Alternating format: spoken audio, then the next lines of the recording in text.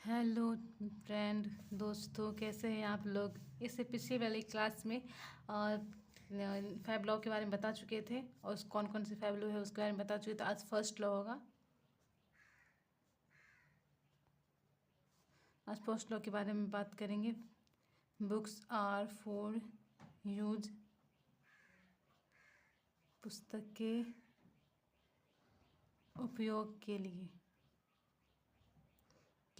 है। पुस्तकें फाइव लोग क्या है। फाइव लोग के बिना तो पुस्तकालय विज्ञान पूरा अधूरा ही है, क्योंकि फाइव लोग की ही तो पुस्तकालय विज्ञान के बारे में बताता है कि लाइब्रेरी कैसा पूरा ये पुस्तकालय विज्ञान जो है किस पे आधारित है। एक पुस्तकालय पे, एक लाइब्रेरी पे। लाइब्रेरी कैसा होगा, क्या नहीं होगा, उसमें क्या चीज़ रहना चाहिए, क्यों कैसे होगा, जो सारी बुक का यूज होगा, कैसे हो जाएगा, सारे पाठक पुस्तक पहुंच पाएंगे और पुस्तक के सारे पाठक को मिलेगा। ये सब के बारे में तो फाइव लॉ ही बताती है। इसलिए तो ये तो नींव है, ये तो नींव है लाइब्रेरी साइंस की, ये तो नींव है। इसके बिना तो लाइब्रेरी साइंस कुछ है ही नहीं। तो आज फर्स्ट लॉ के बारे में बात करेंगे। तो बुक्स आर फॉर यूज, पुस्तक के उपयोग के लिए।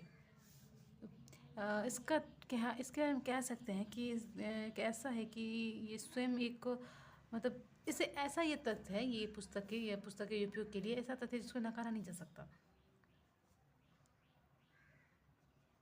लाइब्रेरी साइंस का फर्स्ट लॉ स्वयं में एक ऐसा तथ्य है जिसे नकारा नहीं जा सकता। नकारा नहीं सकता। ये देने वाले कौन थे। फाइव लोग देने वाले में कौन थे, बताइए कमेंट में बताइए। फाइव लोग देने वाले कौन थे। फाइव लोग देने वाले रंगनाथन थे। इसका अधिक से अधिक उपयोग है इसके रंगनाथन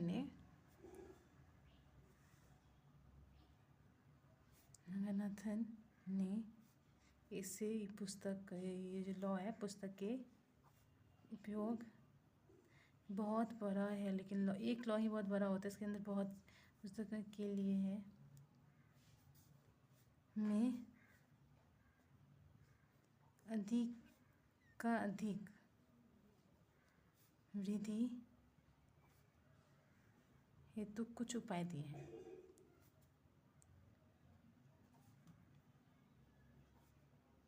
जैसे फर्स्ट है, ये उपाय पूछा जाता है।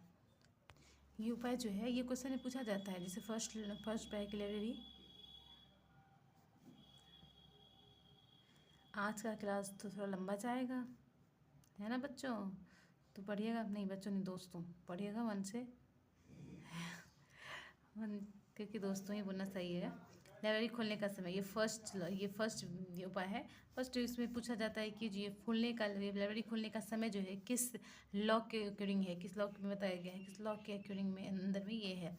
तो उस ऑप्शन में बहुत सारे ऑप्शन रहेगा, तो उसमें से एक रहेगा पुस्तक के उपयोग के लिए first law, second law, third law ऐसे दिएगा। फर्स्ट नियम, सेकेंड नियम ऐसे करके। तो फर्स्ट नियम से लाइब्रेरी खोलने का समय होता है। लाइब्रेरी अगर खुलने का समय सही रहेगा, जैसे टाइम पे खुले, बंद ज़्यादा ना रहे, ज़्यादा देर तक के लिए खुले रहे, तो ज़्यादा यूज होगा लाइब्रेरी का, ज़्यादा पुस्तक का यूज होगा, ज़्यादा पाठक उसमें जाएंगे। इसलिए सबसे ज़्यादा ज़रूरी है कि पहले खुलने का समय कम से कम 11-12 घंटा ये खुले रहना चाहिए। जैसे नेशनल लाइब्रेरी खुलने का टाइम 9 से था ना, 9 से 11, 8 से 9, 11 घंटा था ना उसमें भी। उसी तरह ये भी होना चाहिए, 8 से 9 था उसको, रात तक 9 तक, 8 से 9। और नेशनल लाइब्रेरी तो 3 दिन ही मात्र, पूरा एक साल में मस्त 3 दिन बंद होता था। ये 2 अक्टूबर को, 26 जनवरी को, 15 अगस्त को, नेशनल हॉलीडे के दिन ही 3 दिन ही बस बंद होता था नेशनल लाइब्रेरी। उस तरह ही लाइब्रेरी का खुलने का समय इसमें बताया गया है। जैसे पुस्तक उपयोग के लिए कि अनुपालन के लिए आवश्यक है कि पुस्तक प्रतिदिन कम से कम 12 से 18 घंटे खुले रहना चाहिए। इसका है कि 12 से 18 घंटा, उतना क्या लिखना है, सीधा 12 से 18 घंटा।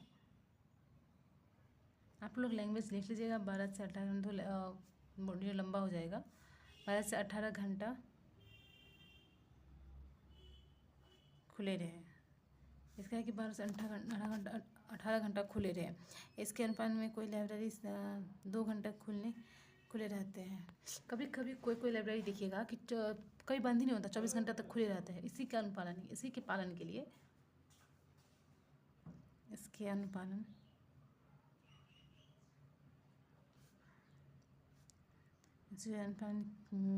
में कई लाइब्रेरी 24 घंटे खुले रहते हैं। देखिएगा ये क्वेश्चन पूछा जाता है किसके संदर्भ में, किसके अनुपालन में लाइब्रेरी 24 घंटा खुले रहते हैं, ये किससे लिया गया। तो लाइब्रेरी खुलने का समय, और ये किससे है, तो फर्स्ट लॉ से। अब सेकेंड नियम इसका सेकेंड है लाइब्रेरी जगह, लाइब्रेरी के लोकेशन, लाइब्रेरी की स्थिति पोजीशन, मतलब पोजीशन, लोकेशन, लाइब्रेरी की लोकेशन, ये क्वेश्चन पूछा गया। सेकेंड है लाइब्रेरी की स्थिति, लोकेशन, लाइब्रेरी की लोकेशन अगर सही जगह पे रहा, जैसे ज़्यादा दूर नहीं रहा किसी से, तो ज़्यादा लोग जाएंगे। जैसे अगर से कोई शहर में लाइब्रेरी है और उसको अंतिम में बहुत सनी अंदर जाके कहीं कोने में, मतलब साइड में एरिया में दे दे शहर में, तो वहाँ तक बहुत कम आदमी पहुँचेंगे, बहुत कम आदमी जा पाएंगे। अब वही शहर के बीचों बीच डाल दे, सेंटर में डाल दे, तो सबसे नज़दीकी तो कम हो, दूरी समान हुई, सब वहाँ पे जल्दी आएंगे, सब यूज़ करेंगे। इसलिए इसका कहना है कि इस पर क्वेश्चन पूछा गया है कि सेंटर में लाइब्रेरी, कहाँ लाइब्रेरी सही होना, लोकेशन सही होना चाहिए सेंटर में। और ये लॉ कहाँ से लिया गया, किस लॉ से लिया गया, फर्स्ट लॉ से। इसका है कि केंद्र में लाइब्रेरी हो, केंद्र में लाइब्रेरी। इसके बारे में हम ये कह सकते हैं कि लाइब्रेरी का यूज तभी होगा ना जब उसका वहाँ तक पहुँच सके। बुक का यूज होना और बुक का उपयोग होने के लिए लाइब्रेरी को वहाँ होना चाहिए जहाँ उस क्षेत्र के प्रत्येक व्यक्ति सरलता से पहुँच सके।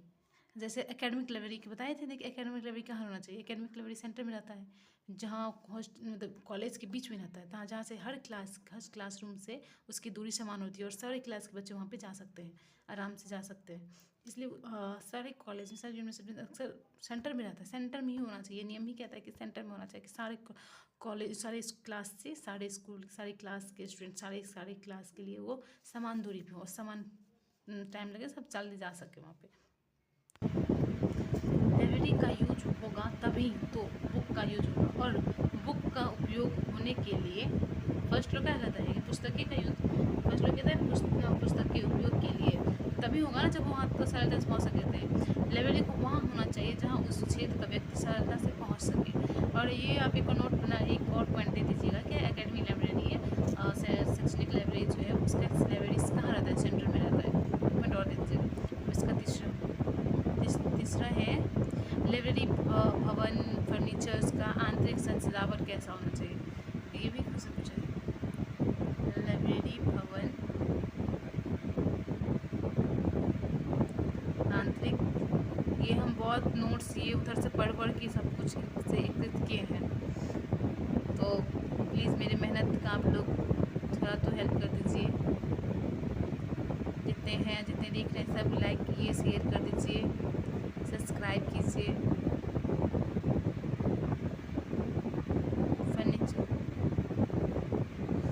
लाइब्रेरी भवन आंतरिक सजावट एवं फर्नीचर बढ़िया होगा, लाभदायक होगा, घर में अच्छी फर्नीचर, कुर्सी होगी, टूटी फूटी नहीं होगी, बुक अच्छे से अरेंज रखा होगा, सजावट बढ़िया भवन होगा, सब कुछ हो, तो ज़्यादा इंसान पढ़ने जाएगा ना, ज़्यादा सुविधा अच्छे से कुर्सी होगा, चेयर लगा होगा, एकदम आरामदायक लेंगे, पुस्तक लेगा और आराम से उसको बैठ कर पढ़ेगा। वही अगर कुर्सी टूटा फूटा, झरा फड़ा ये हो, तो जल्दी कोई स्टूडेंट जाना ही नहीं चाहेगा, पढ़ेगा ही नहीं, जल्दी यूजली जाके उसको क्या करेगा, उसको टाइम में वो लगेगा ना कि उस पर टूटेंगे, ये हो जाएगा, वो हो जाएगा, मतलब ठीक से उसको आरामदायक लगेगा ही नहीं, तो जाएगा ही नहीं। इसलिए सबसे ज़रूरी है कि वहाँ का फर्नीचर भी अच्छा हो, रूम भी अच्छा हो, उसका भवन अच्छा हो, आंतरिक सजावट अच्छा हो, ताकि ज़्यादा वहाँ पर जाके उसका यूज कर सकें,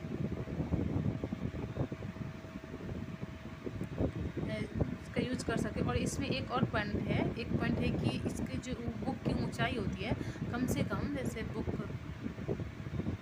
रखने, इसी से रिलेटेड है, बुक रखने की ऊंचाई स्थान 6.7 फीट से अधिक नहीं होना चाहिए, नहीं तो वो लंबे आदमी से भी ज़्यादा अधिक हो जाएगा, तो लंबा नहीं पहुँच नहीं पाएगा। नहीं, ऐसा स्थान मिलना चाहिए जैसे छोटे हाइट में छोटे बड़े से अच्छे से ले सके, जैसे यूजर आसानी से होना चाहिए, जैसे यूजर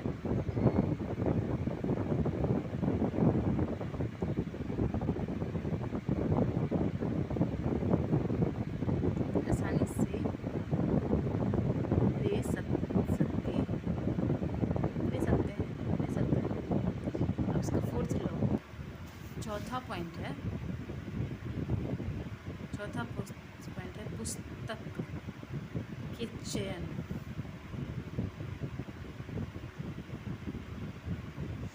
अगर किसी को मान लीजिए किसी को साइंस का ये कोई केमिस्ट्री का बुक चाहिए, किसी को केमिस्ट्री में बहुत सारे पार्ट होते हैं, फिजिकल केमिस्ट्री होता है, ऑर्गेनिक केमिस्ट्री होता है, इनऑर्गेनिक केमिस्ट्री होता है, उसमें भी इन्होंने सबसे अलग अलग पॉइंट होते हैं, कोई अल्कोहल के लिए है, कोई उसके लिए, ऐसे ऐसे करके एक नोट्स एक बुक रहता है।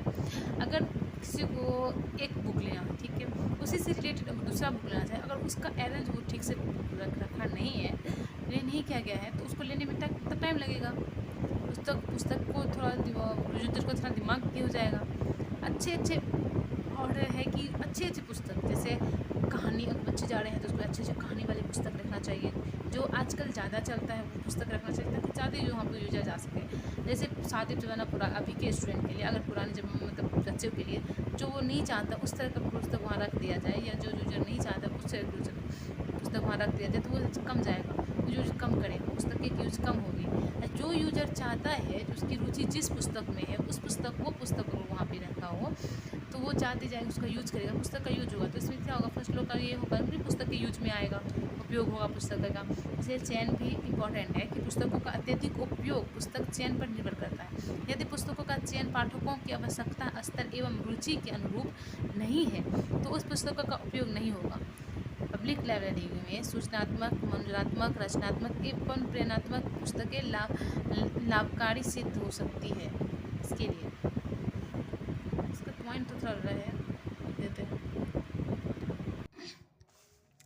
पुस्तक चयन क्या कहते हैं, पुस्तकें का अत्यधिक उपयोग पुस्तक चयन पर भी निर्भर करता है। यदि पुस्तकों का चयन पाठकों की रीडर की आवश्यकताओं, स्तर पर, रुचि के अनुरूप नहीं है, तो उस पुस्तक का उपयोग नहीं होगा। और पुस्तक का उपयोग नहीं होगा तो ये लॉ फॉलो कैसे करेगा? ये लॉ का लॉ तो है ना कि पुस्तकों का उपयोग में लाना, उपयोग में। तो ये जब अच्छा पुस्तक ही नहीं रहेगा, पुस्तक पाठकों के रीडर के अनुसार नहीं होगा, तो उसका यूज़ कैसे होगा? तो फर्स्ट लॉ तो फुलफिल नहीं होगा फिर। अब इसका पचमा है स्टाफ, कर्मचारी अच्छे नहीं होंगे, वो थोड़ा लड़ाकू ऐसे टाइप्स के होंगे, कुछ ऐसे वैसे होंगे, तो उसकी वजह से कितने तो यूजर जाएंगे ही नहीं। कर्मचारी ऐसा है वैसा है, कर्मचारी को भी ज़रूरी है कि वो अच्छा से रहे। फर्स्ट लॉ के सफल लेने के लिए कर्मचारियों का महत्वपूर्ण योगदान है, क्योंकि कर्मचारी ही ज़्यादा त्रिमूर्ति अवधारणा में बताए थे ना, जो पाठक और यूजर को मिलाने का काम करता है कर्मचारी, और उसको कहते हैं संदर्भ सेवा। तो दोनों को मिलाने का काम यही करेंगे, कर्मचारी करेंगे ना। अच्छे पुस्तक अच्छे जगह पे रखेंगे, फिर यूजर को बताएंगे, फिर यूजर के लिए सब कुछ रखेंगे, अरेंज करेंगे। तुम स्टाफ का होना तो बहुत जरूरी है, अच्छा होना, अच्छा जैसे योग, कुशल, विनम्र, निष्ठावान एवं सेवा भाव। सबसे इम्पोर्टेंट सेवा भाव। जो स्टाफ अच्छे, मतलब स्टाफ अच्छा वही बन सकता है जिसके अंदर सेवा भाव हो, और सेवा भाव वही जिसके अंदर होगा वही एक लाइब्रेरियन बन सकता है। लाइब्रेरियन बनने के लिए सेवा भाव होना बहुत जरूरी है। सेवा भावी कर्मचारी किसी पुस्तकालय की परिसंपत्ति है। वो अपने व्यवहार अपने सेवक से यूजर का सहयोग प्रदान कर बुक्स के उपयोग में बढ़ावा प्रदान करता है। तो यूजर का क्या, तो फर्स्ट लॉ को सफल के लिए कर्मचारियों का महत्वपूर्ण योगदान है। योग, कुशल, विनम्र, निष्ठापन एवं सेवा भावी कर्मचारियों किसी पुस्तकालय की परिसंपत्ति है। वो अपने व्यवहार एवं सेवा से यूजर को सहयोग प्रदान कर पुस्तकों के उपयोग को बढ़ावा प्रदान करता है। आज का फर्स्ट लॉ हो गया, फर्स्ट लॉ पूरा हो गया है, फर्स्ट लॉ यूज हो गया है, फर्स्ट लॉ का पूरा। अब कल सेकेंड लॉ बताएंगे, कल सेकेंड लॉ दूसरी क्लास में, जैसे नेक्स्ट वाली क्लास में सेकेंड लॉ के बारे में बात होगी। Second law books for all, प्रत्येक पाठकों को पुस्तक मिले, कल सेकेंड लॉ ये है। तो आप लोग को मेरी वीडियो अच्छी लगी तो प्लीज़ शेयर कीजिए, लाइक कीजिए, सब्सक्राइब कीजिए चैनल। अच्छे कंटेंट मिलेंगे यहाँ आप लोग को। तो आज है सावन की सोमवारी। सब सभी को सोमवारी की ढेर सारी शुभकामनाएं। Thank you.